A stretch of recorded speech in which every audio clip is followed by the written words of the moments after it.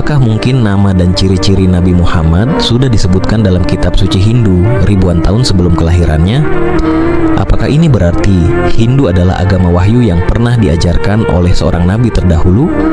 Karena ada 100.000 nabi dan ratusan rasul di dunia ini, mari kita kupas fakta-faktanya secara mendalam.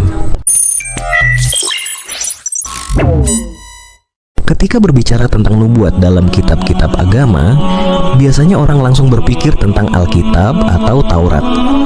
Namun, sedikit yang tahu bahwa dalam kitab suci Hindu terdapat ramalan yang sangat mengejutkan.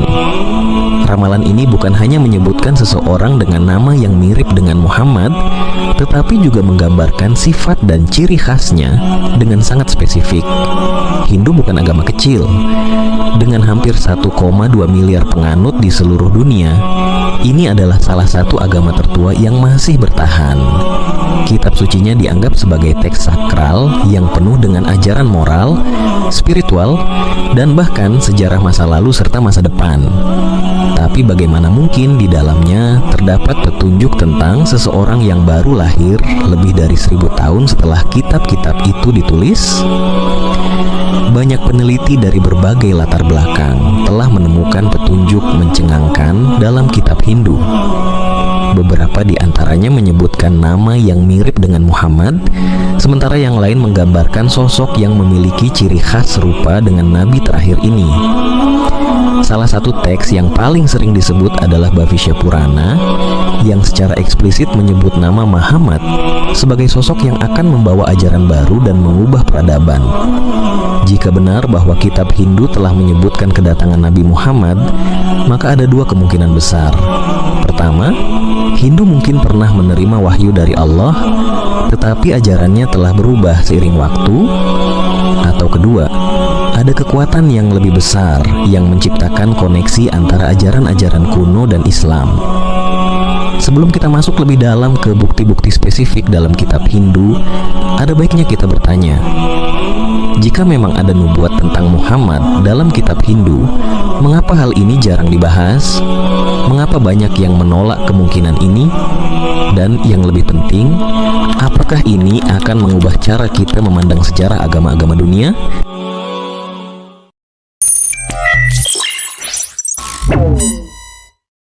Salah satu kitab Hindu yang paling mencolok dalam pembahasan ini adalah Bhavishya Purana. Kitab ini dianggap sebagai teks ramalan yang memuat berbagai prediksi tentang masa depan. Dalam Bhavishya Purana Pratisarg Parv 3, Khan 3, Adhyay 3, Shlokas 5 disebutkan, pada saat itu seorang guru spiritual yang dikenal sebagai Muhammad muncul di antara para mlecha bersama dengan para sahabat muridnya. Raja setelah memberikan Mahadeva penghuni padang pasir ini. Ayat ini menyebutkan dengan jelas nama Muhammad dan perannya sebagai seorang guru spiritual yang muncul di antara kaum Mleka, sebuah istilah dalam bahasa Sanskerta yang berarti orang asing atau orang yang tidak beragama Hindu. Lebih lanjut, teks ini menyatakan bahwa sosok Muhammad akan membawa ajaran baru, menolak penyembahan berhala, dan mengajarkan monoteisme. Dalam Shalokas antara mantra 10 hingga 27 disebutkan, pengikutnya akan bersuara lantang dalam menyembah Tuhan. Mereka akan berambut pendek, berjanggut, dan bersunat. Mereka akan menyebarkan ajaran dengan suara keras dan akan dikenal sebagai musalmaan. Mereka akan mengonsumsi daging tanpa ritual Hindu yang rumit. Fakta bahwa kitab ini secara spesifik menyebutkan sunat, sebuah praktik yang sangat identik dengan umat Islam, adalah hal yang mengejutkan. Dalam Hindu sendiri, sunat bukanlah praktik yang umum. Jadi bagaimana mungkin sebuah teks kuno menyebutkan kelompok orang dengan karakteristik yang begitu spesifik? Dalam Rig Veda, Mandala 1, Him 13, disebutkan, Mamah yang penuh dengan kejujuran, sangat cerdas, kuat, dan murah hati, telah memberi wahyu kepadaku dengan kata-katanya. Dia, anak dari Yang Maha Kuasa, memiliki semua sifat baik dan dikenal sebagai rahmat bagi dunia. Dia terkenal dengan 10.000 pengikutnya. Ayat ini menarik karena menyebut mamah yang berasal dari akar kata mah dalam Sanskerta, berarti terpuji. Jika kita bandingkan dengan bahasa Arab, kata Muhammad juga memiliki arti yang terpuji. Dalam Samaveda disebutkan, Ahmad memperoleh hukum dari Tuhannya. Hukum ini penuh dengan kebijaksanaan. Aku menerima cahaya darinya sebagaimana dari matahari. Nama Ahmad disebut secara eksplisit di sini, yang merupakan salah satu nama lain dari Nabi Muhammad SAW, sebagaimana disebutkan dalam Al-Quran dan Injil. Tidak hanya namanya yang disebut, tetapi konsep wahyu juga dikaitkan langsung dengan sosok ini. Ini semakin memperkuat kemungkinan bahwa kitab Hindu memang memiliki nubuat tentang kedatangan Nabi Muhammad SAW. Meskipun bukti-bukti ini cukup jelas, mengapa hanya sedikit orang yang mengetahuinya? Bagi mereka yang mencari kebenaran, informasi ini memberikan wawasan yang mendalam tentang bagaimana nubuat dalam berbagai agama bisa saling berhubungan. Jika kitab Hindu benar-benar menyebutkan nama dan sifat Nabi Muhammad SAW secara rinci, maka ada dua hal yang perlu kita renungkan. Satu, apakah Hindu pada awalnya merupakan agama wahyu yang mengalami perubahan seiring waktu? Dua, jika informasi ini benar, apakah ini berarti bahwa Islam adalah penyempurnaan dari ajaran sebelumnya?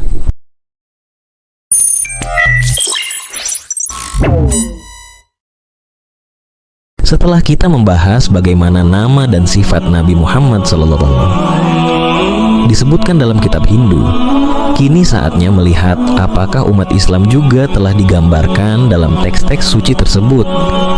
Apakah mungkin ribuan tahun sebelum Islam muncul, kitab Hindu telah memberikan ciri-ciri spesifik tentang para pengikutnya?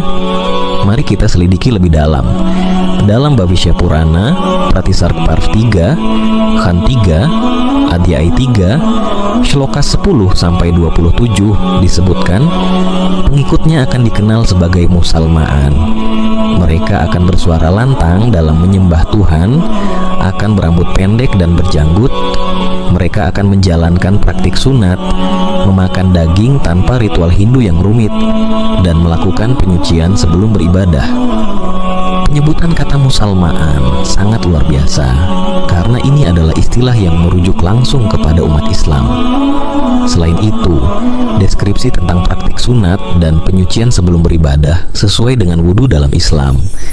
Fakta bahwa teks ini menyebutkan kebiasaan umat Islam yang berbeda dengan Hindu menunjukkan bahwa penulis kitab ini melihat sesuatu yang sangat spesifik.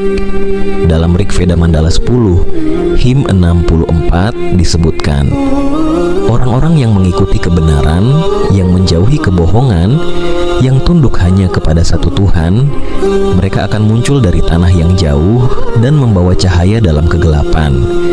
Mereka akan mengenakan pakaian putih dan melakukan sujud dalam ibadah mereka. Dalam Islam, pakaian putih sering diasosiasikan dengan kesederhanaan dan kesucian, terutama saat melaksanakan salat atau ibadah haji. Selain itu, tindakan sujud dalam ibadah merupakan ciri khas umat Islam yang tidak ditemukan dalam kebanyakan praktik agama lainnya. Dalam Atharva Veda Book 20, Hymn 127 disebutkan, dia akan muncul dengan pengikutnya yang akan memurnikan dunia dari kejahatan. Mereka akan berperang demi kebenaran dan membawa kedamaian. Mereka akan berbaris dengan disiplin dan tidak akan menyembah berhala. Ayat ini menarik karena menggambarkan bagaimana umat Islam dengan disiplin memperjuangkan keadilan dan tidak menyembah berhala, sesuatu yang sangat bertolak belakang dengan kepercayaan Hindu yang politeistik. Dalam Vishnu Purana chapter 4 disebutkan, ketika zaman kegelapan mencapai puncaknya, akan muncul suatu kelompok yang akan membawa kembali keadilan. Mereka akan tunduk hanya kepada satu Tuhan dan akan menghancurkan kepercayaan yang telah menyimpang. Mereka akan mengembalikan hukum yang sejati. Dalam Islam, kita mengenal konsep akhir zaman di mana kebenaran akan ditegakkan kembali. Umat Islam memang memiliki tugas untuk menyeru kepada tauhid dan menegakkan keadilan, sebagaimana yang dijelaskan dalam Al-Quran dan Hadits. Dari berbagai teks yang kita bahas, jelas bahwa umat Islam telah disebut dalam kitab Hindu bukan hanya dalam penyebutan nama, tetapi juga dalam ciri fisik, cara ibadah, dan misi mereka. Ini membuka pertanyaan besar tentang hubungan antara Hindu dan Islam di masa lalu.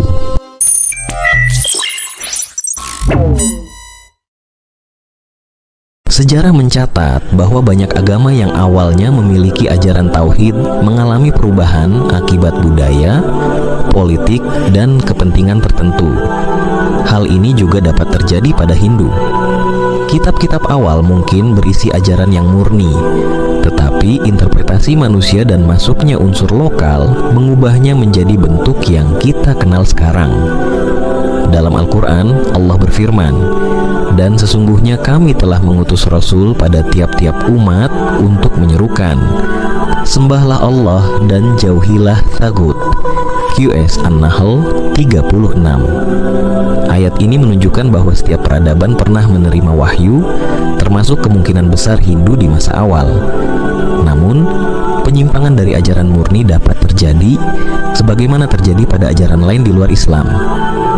Dari berbagai teks Hindu yang telah kita bahas, muncul kemungkinan besar bahwa Hindu pernah memiliki unsur wahyu yang berasal dari Tuhan Yang Esa. Namun, seiring waktu, ajaran ini bercampur dengan kepercayaan lokal dan mengalami distorsi hingga menjadi bentuknya yang sekarang.